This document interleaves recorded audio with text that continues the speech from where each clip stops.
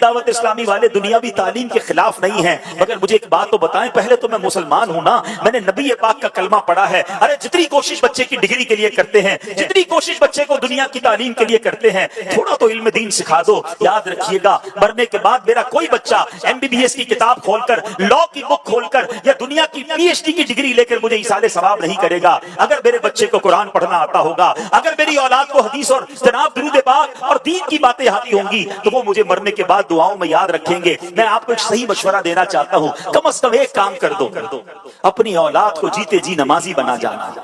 خوش نصیب ہے وہ والدین جس کے بچے نمازی ہیں۔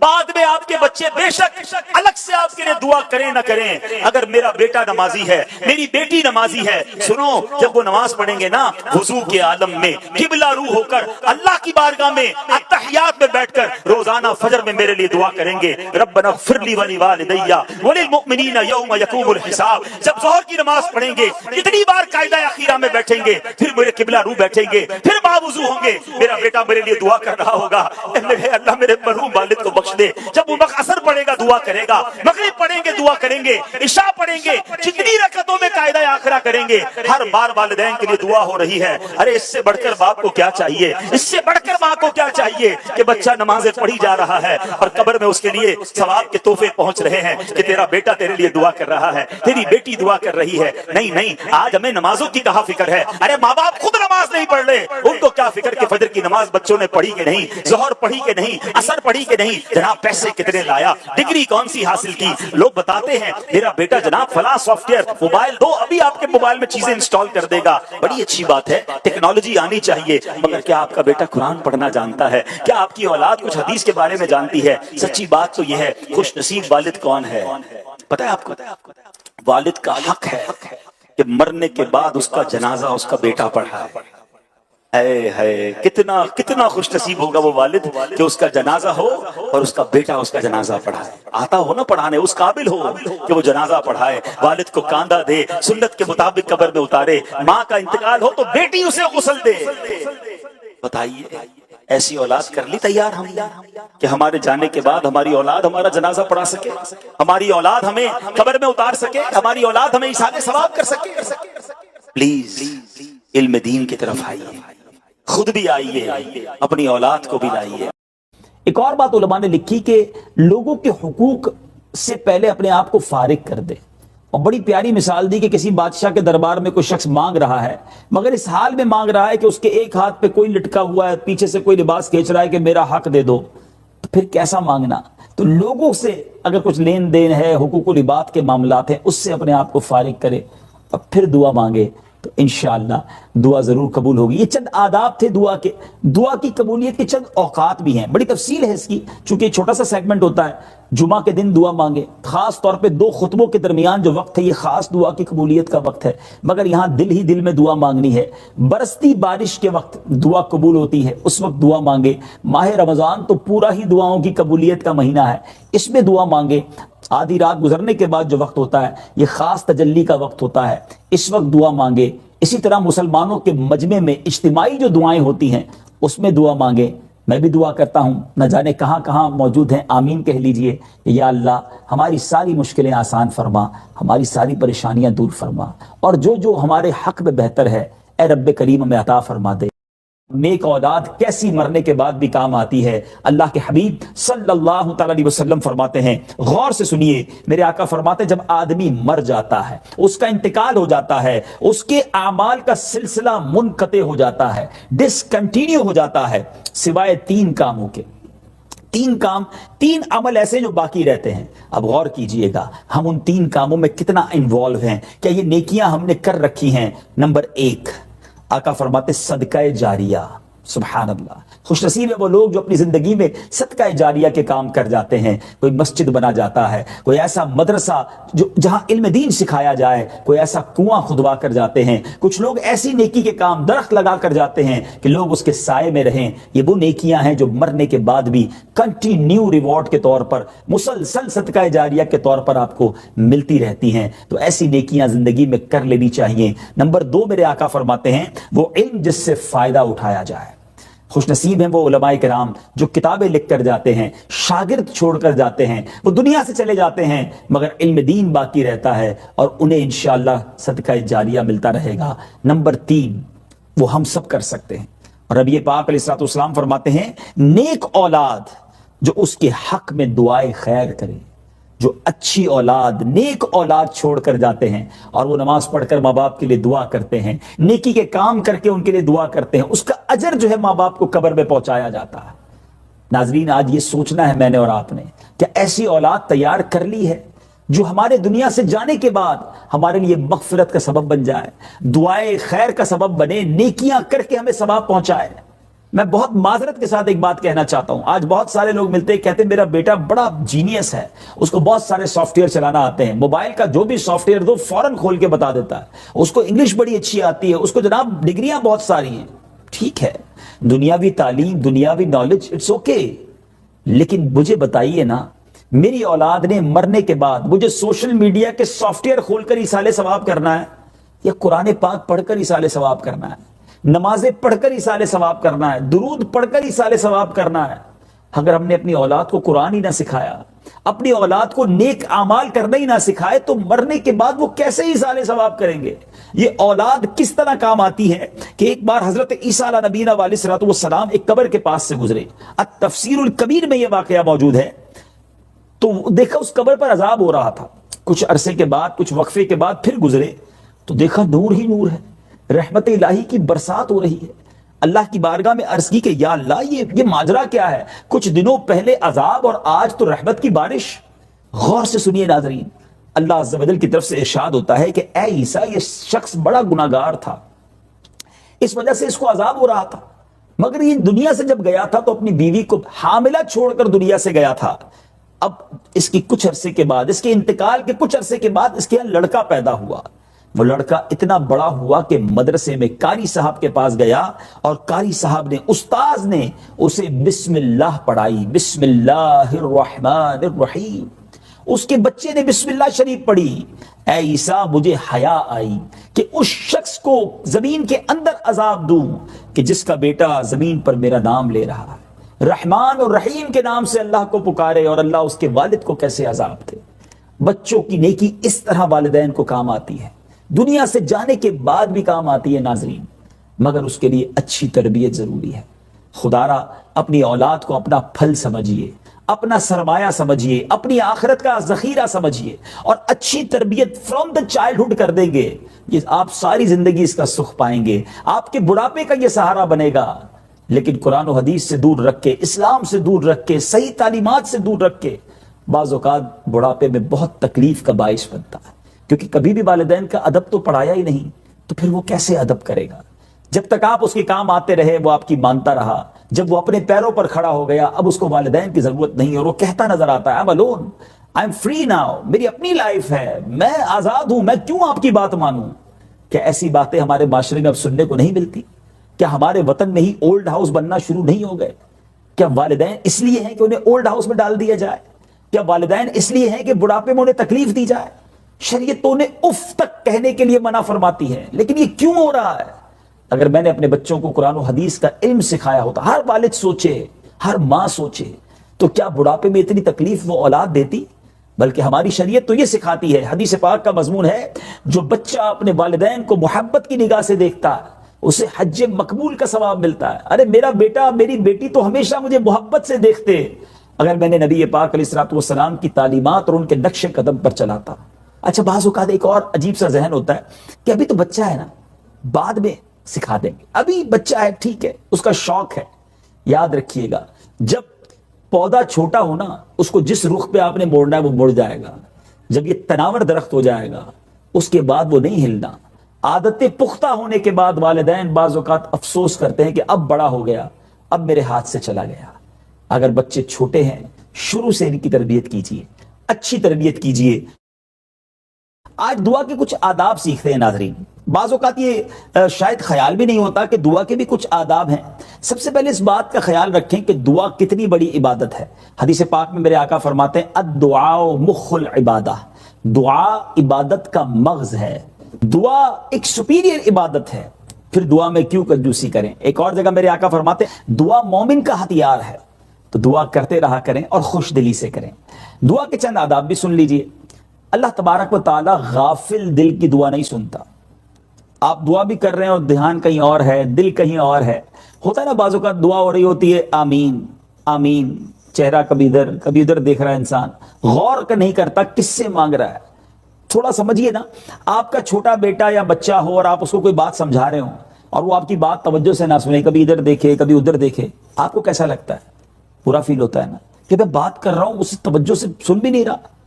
آپ جانتے ہیں دعا کس کے ساتھ بات چیت ہے، کس سے رابطہ ہے؟ یہ اللہ سے رابطہ ہے۔ دنیا کی بڑی پرسنالٹی سے ملاقات کرنا، بات کرنا، اپوائنٹمنٹ لینا واقعی مشکل ہے۔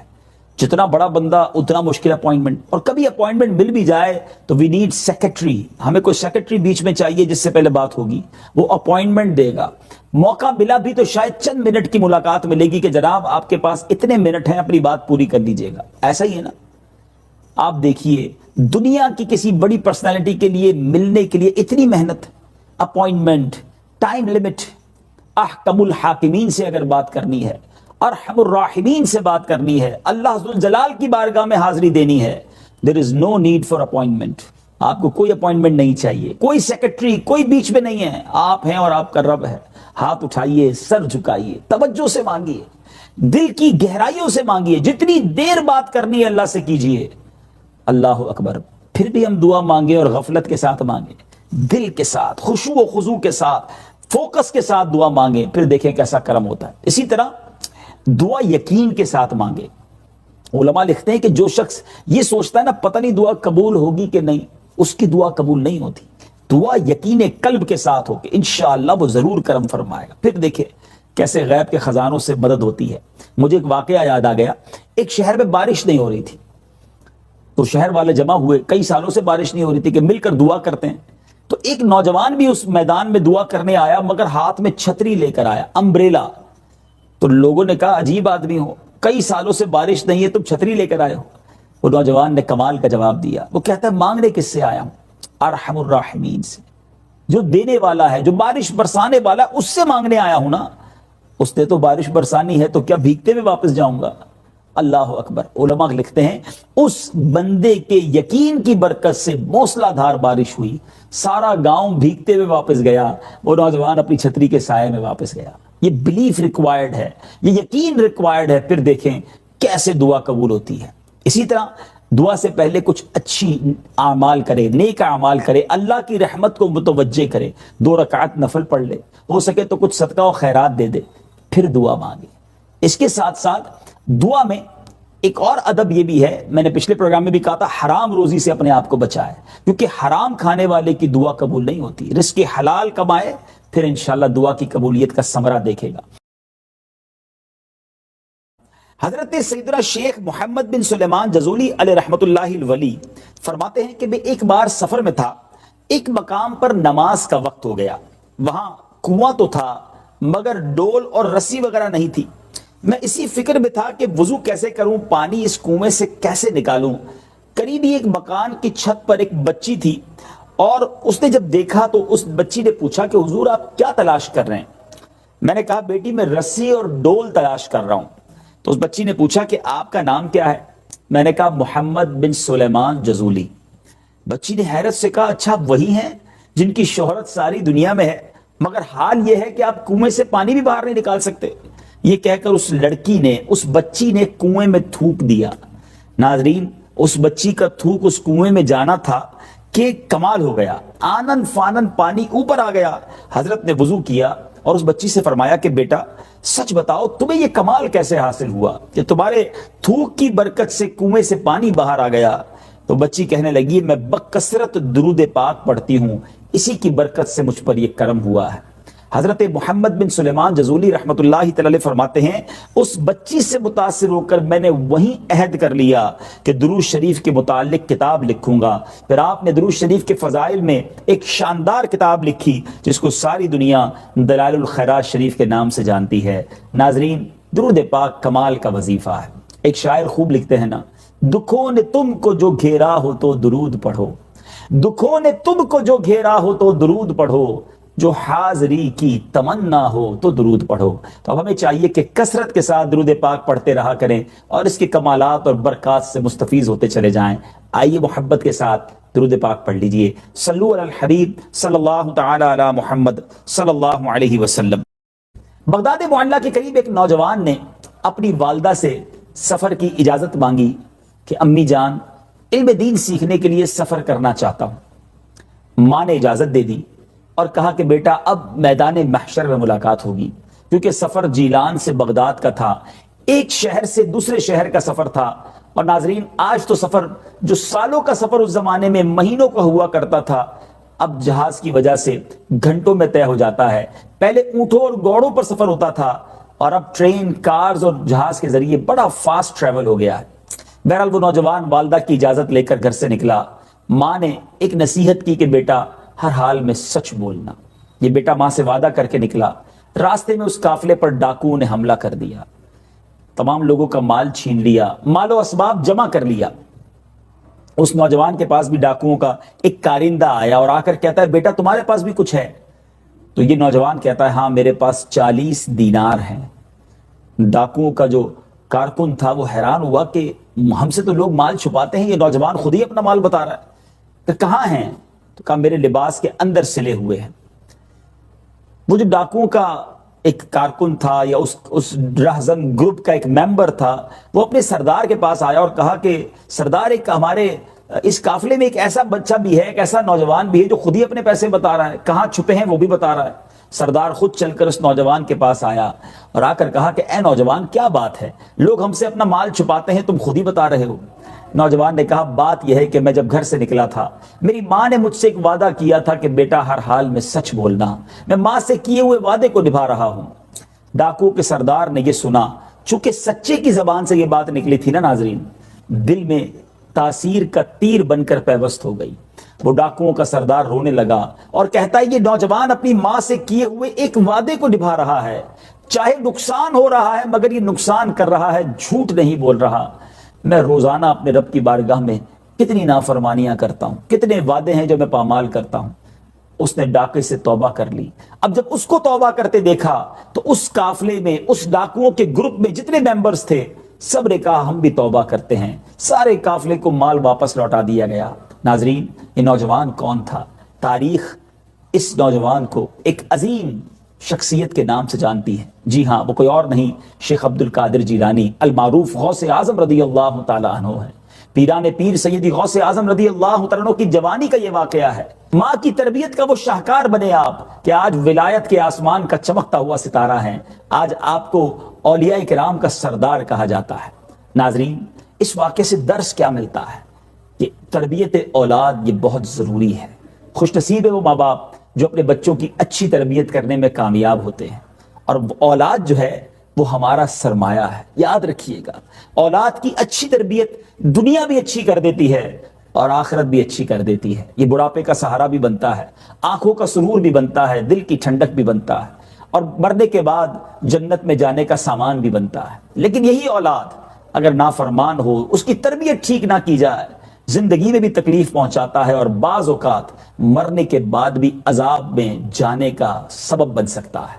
آج میرا ٹاپک تربیت اولاد ہے، وہ ماں باپ جو اولاد والے ہیں۔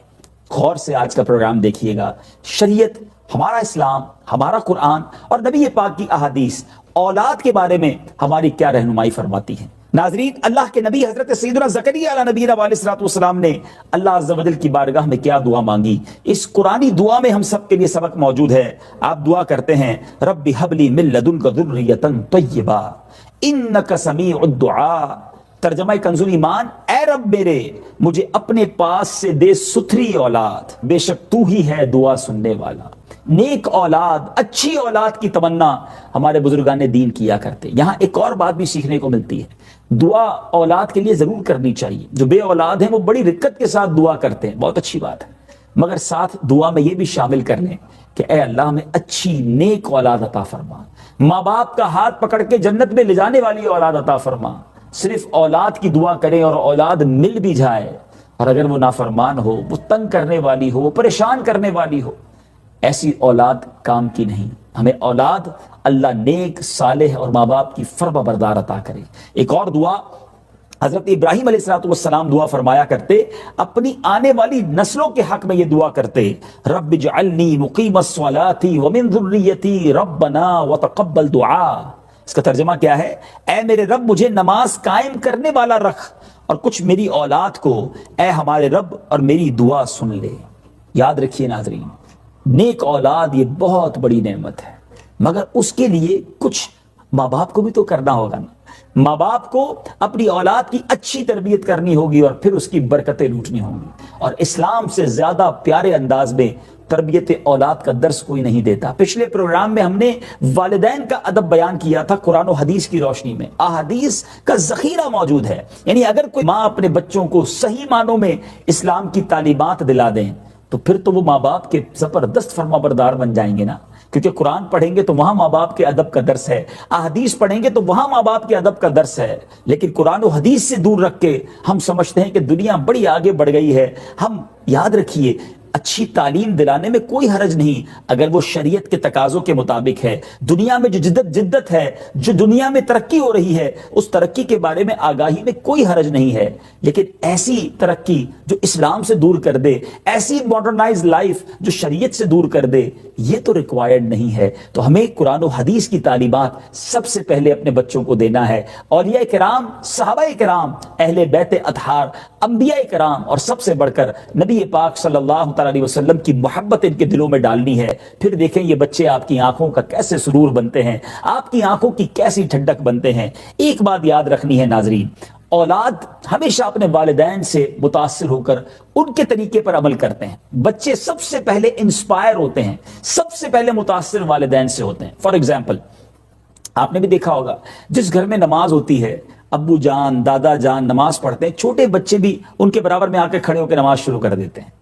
دادی اماں، نانی اماں یا والدہ نماز پڑھتی ہیں تو چھوٹی بچی جو گھر میں ہوتی ہے وہ بھی دوپٹہ باندھ کر، حالانکہ اسے نماز پڑھنا نہیں آتا، مگر انہیں فالو کرتے ہوئے وہ ساتھ کھڑے ہو کر نماز پڑھنا شروع کر دیتے ہیں۔ وائی؟ کیوں؟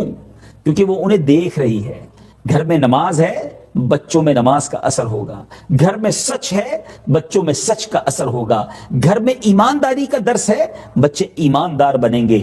گھر میں سخاوت ہے، غریبوں کی مدد ہے، بچے بچپن سے سیکھ رہے ہیں کہ امی ابو اور دادا جان، دادو جان، چاچا جان یہ غریبوں کی مدد کرتے ہیں، مسکینوں کی مدد کرتے ہیں۔ بچہ ٹرینڈ ہوتا ہے، آپ جیسا کریں گے بچے ویسا کریں گے۔ اٹس کوائٹ امپاسبل کوئی شخص کہے کہ میں تو فقط جمعے کی نماز پڑھوں، اور ہم ڈیلیبریٹلی گویا تربیت بھی کر رہے ہوتے ہیں کہ بچے کو انگلی پکڑ کر ہم جناب جمعے کی نماز میں لے جاتے ہیں، اور وہی بچہ دیکھتا ہے کہ ابو جان جمعہ تو پڑھ کر آئے، عصر میں آرام کر رہے ہیں، مغرب بھی انہوں نے نہیں پڑھی ہے، اگلا جمعہ پھر آتا ہے مجھے مسجد لے جاتے ہیں۔ سچ بتائیے ہم اپنے بچے کی کیا تربیت کر رہے ہیں کہ بیٹا صرف جمعہ کی نماز پڑھنی ہے؟ پھر ہم کیسے توقع رکھتے ہیں ہمارا بچہ جو ہے وہ 5 وقت کا نمازی بنے؟ جو والدین اپنے بچوں کے سامنے جھوٹ بولتے ہیں یا بچوں سے ہی جھوٹ بلواتے ہیں، جی ہاں، بعض لوگ تو انڈیلیبریٹلی ہو سکتا ہے غیر دانستہ طور پر بچوں کی تربیت کرتے ہیں جھوٹ بولنے پر۔ وہ کیسے؟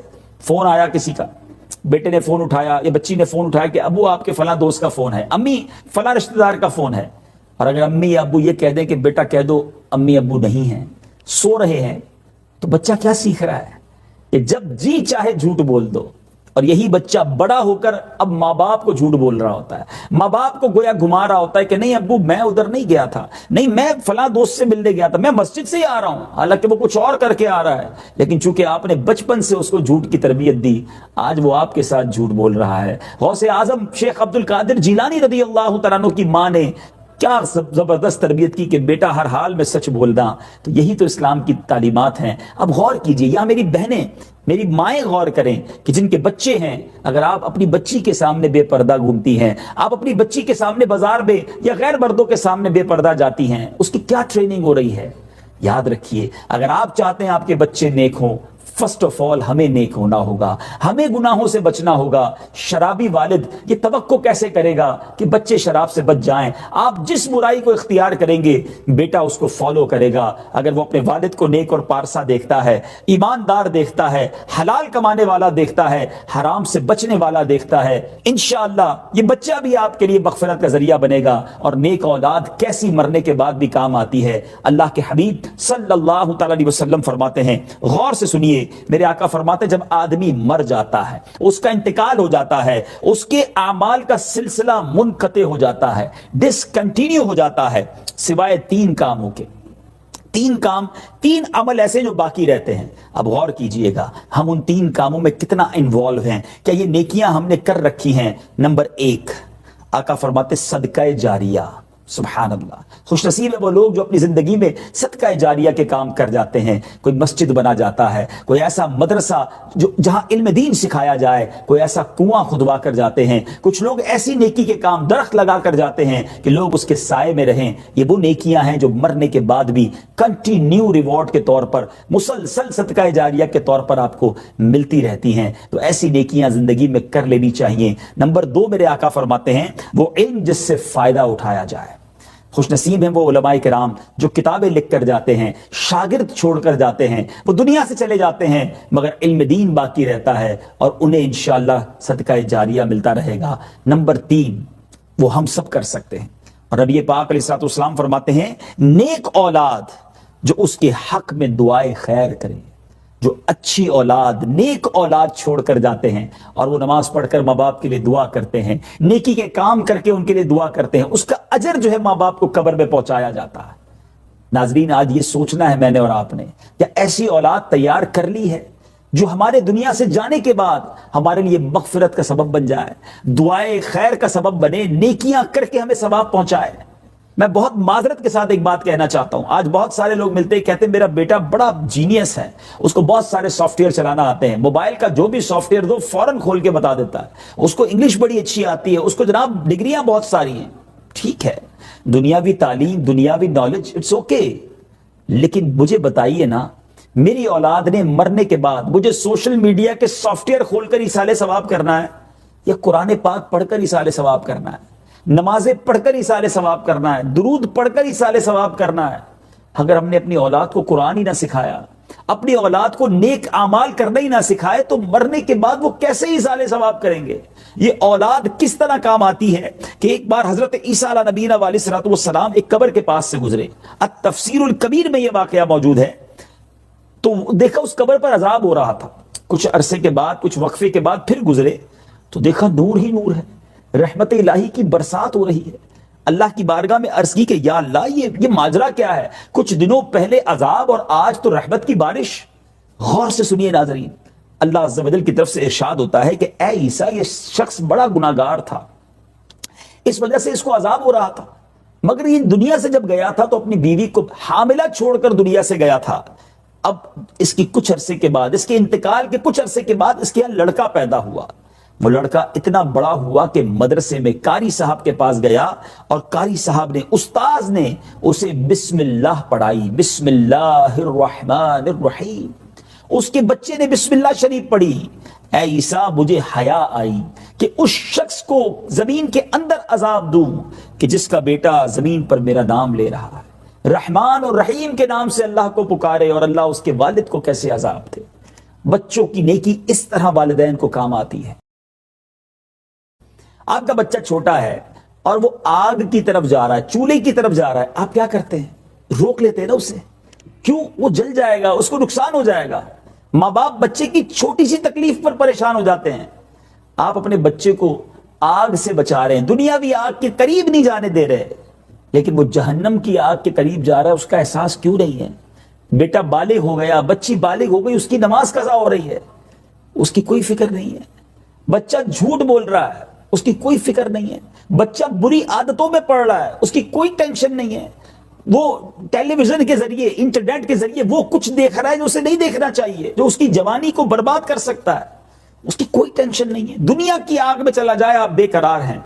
बच्चे को जुकाम हो जाए, बुखार हो जाए, आप बेकल हैं। यही तो मोहब्बत है, لیکن یہ ادھوری محبت ہے. میرا بچہ جہنم کی طرف جا رہا ہے, مجھے اور بے قراری ہونی چاہیے. اور یہ اگنورنس جو ہے, یہ بچے کی تربیت شروع سے نہ کرنا اس کو کہاں لے جا سکتی ہے. ایک بار ایک بہت بڑے ڈاکو, ایک بہت بڑے چور جس نے بڑے بڑے جناب ڈاکے ڈالے تھے اور آخرکار قتل کے جرم میں وہ گرفتار ہوا, عدالت نے سزائے موت کا حکم دیا. پوچھا گیا آخری خواہش ہے؟ کہتا ہاں آخری خواہش ہے اپنی ماں سے ملنا ہے. اس کی والدہ کو لایا گیا. وہاں سارے لوگ یہ ایکسپیکٹ کر رہے تھے کہ چونکہ آخری وقت ہے, ماں سے معافی مانگے گا, محبت سے ملے گا. جب ماں کو قریب لایا گیا تو اس ڈاکو نے ماں پر حملہ کر دیا, زخمی کر دیا اپنی ماں کو. لوگوں نے بڑا لان تان کیا کہ کمال کا شخص ہے, دنیا سے جانے کا وقت ہے اور جاتے جاتے بھی ماں کو زخمی کیا, ماں پر حملہ کیا. اس ڈاکو نے بڑی عجیب بات کہی. وہ کہتا یہی وہ میری ماں ہے کہ جب میں اسکول سے چھوٹی چھوٹی چیزیں چرا کر لاتا تھا, پینسل چرا کر لاتا تھا, ربڑ چرا کر لاتا تھا, میری ماں دیکھ کر مسکراتی تھی, مجھے منع نہیں کرتی تھی. میرا حوصلہ بڑھتا گیا, میں اور بڑی چوریاں کرنے لگا, پھر ڈاکے ڈالنے لگا اور آخر میرے ہاتھ سے قتل ہو گیا. آج اس جگہ پر جب میں پہنچا ہوں, اس میں بہت بڑا کردار میری والدہ کا ہے. کوئی اس سے جسٹیفائی نہ کرے کہ جناب ماں باپ تربیت صحیح نہ کریں تو اولاد کو بگڑنے کا حق ہے, مگر دیر از اے لیسن, سبق تو ہے نا اس میں کہ آپ چاہیں تو اپنے اولاد کو بہت بڑا نیکوکار, عالم دین, اللہ کا ولی بنانے میں مددگار ثابت ہو سکتے ہیں. شروع سے اس کی تربیت کریں. غوث پاک کی ماں نے تربیت کی نا, بزرگان دین کے واقعات تو پڑھیں کہ ان کے ماں باپ نے وہ شاندار تربیت کی کہ وہ کہاں پہنچ گئے. ہم کیوں نہیں کر سکتے؟ بس تھوڑی دیر کے لیے اپنے آپ کو بھی سدھارنا ہوگا, اپنے اندر بھی تبدیلی لانی ہوگی, پھر دیکھیں کیسی برکت ملتی ہے. آخر میں ایک اور بات بھی عرض کرنا چاہوں گا ناظرین, اولاد کی تربیت میں بعض اوقات جب بچی پیدا ہو جائے گھر میں تو اس میں افسوس کیا جاتا ہے, اس میں گویا معاذ اللہ گھر میں لڑائی کی جاتی ہے, یہ بیٹی کیوں پیدا ہو گئی. اور 2-3 بیٹیاں لگاتار ہو جائیں تو شوہر جو ہے وہ بیوی پر ظلم کرنے پر, اسے تکلیف پہنچانے پر آمادہ نظر آتا ہے. بلکہ بعض اوقات گھر ٹوٹ جاتے ہیں, ساس بہو کو تانے دے رہی ہوتی کہ تیرے یہاں لڑکا کیوں نہیں ہوتا. یہ کتنی بڑی جہالت کی بات ہے. کیا کسی انسان کے ہاتھ میں ہے کہ وہ بیٹی پیدا کرے یا بیٹا پیدا کرے؟ آج کی سائنس تو یہ پروف کرتی ہے کہ بیٹا یا بیٹی جو پیدا ہونا ہے اس میں بڑا میڈیکلی کردار تو والد کا ہے, مگر تانے عورت کو دیے جاتے ہیں. حالانکہ بیٹی اتنی کمال کی نعمت ہے. سبحان اللہ. اللہ کے حبیب صلی اللہ علیہ وسلم فرماتے ہیں بیٹیوں کو برا مت کہو کیونکہ میں بھی بیٹیوں والا ہوں. بے شک بیٹیاں تو بہت محبت کرنے والیاں, غم گسار اور بہت زیادہ مہربان ہوتی ہیں. احادیث کا مضمون ہے کہ جس کی 3 بیٹیاں ہوں ان کی اچھی خدمت کرے, ان کی اچھی تربیت کرے, اللہ تبارک و تعالیٰ ان 3 بیٹیوں کی وجہ سے اسے جنت عطا فرماتا ہے. صحابی رسول نے پوچھا حضور 2 ہوں تو؟ آقا نے فرمایا 2 ہو پھر بھی جنت واجب ہو جاتی ہے. کہا حضور 1 ہو؟ فرمایا 1 ہو پھر بھی جنت واجب ہو جاتی ہے. یہ بیٹیاں تو جنت میں جانے کا ٹکٹ ہیں, اور انہی بیٹیوں کی پیدائش پر آپ غمزدہ ہو جاتے ہیں, انہی بیٹیوں کی پیدائش پر آپ تکلیف میں آ جاتے ہیں, دوسروں کو تکلیف پہنچاتے ہیں. توبہ کیجیے. نہیں ناظرین, بچیاں رحمت ہیں. اور جو والد مجھے سن رہے ہیں میری بات کو ایڈمٹ کریں گے, وہ بات ان کو میری بات سمجھ آئے گی کہ بچیاں تو والد سے زیادہ قریب ہوتی ہیں, والد سے زیادہ محبتی بیٹیوں کو ہوتی ہے. پھر بھی اس کی پیدائش پر ہم معاذ اللہ ناشکری کریں. بعض اوقات یہ فیلنگ ہوتی ہے کہ بچی پیدا ہو گئی, اب اس کی پرورش اور اس کی شادی میں بڑا خرچ ہوگا, وہ کیسے کروں گا. یاد رکھیے ناظرین, جس رب نے بچی دی ہے نا وہی نصیب اچھے کرے گا, وہی انشاءاللہ اس کے رشتے کا انتظام فرمائے گا. وہ خالق ہے, وہ مالک ہے, اس نے رزق کا وعدہ کیا ہے. سارے کام میرے نہیں ہیں, اپنے رب پر چھوڑ دیجئے, اللہ پر بھروسہ رکھیے. بعض اوقات ہم نے دیکھا ہے کہ رزق تنگ ہوتا ہے والد کا, بچی کی ولادت ہوتی ہے, اللہ رزق میں برکت ڈال دیتا ہے, پورا گھر میں رونق آ جاتی ہے. اللہ کے عطاؤں پر بھروسہ رکھیے. تو بہرحال آج کے مختصر سے پروگرام میں کوشش کی کہ اولاد کی اہمیت پر بات کی جائے, تربیت اولاد پر بات کی جائے. امید کرتا ہوں ضرور توجہ دیں گے, اپنے اندر بھی اچھی تبدیلی لائیں اور اپنی اولاد کو بھی اچھا ماحول مہیا کریں. اللہ کریم ہمیں اپنی اولاد کو اچھی طریقے سے تربیت کرنے کی توفیق عطا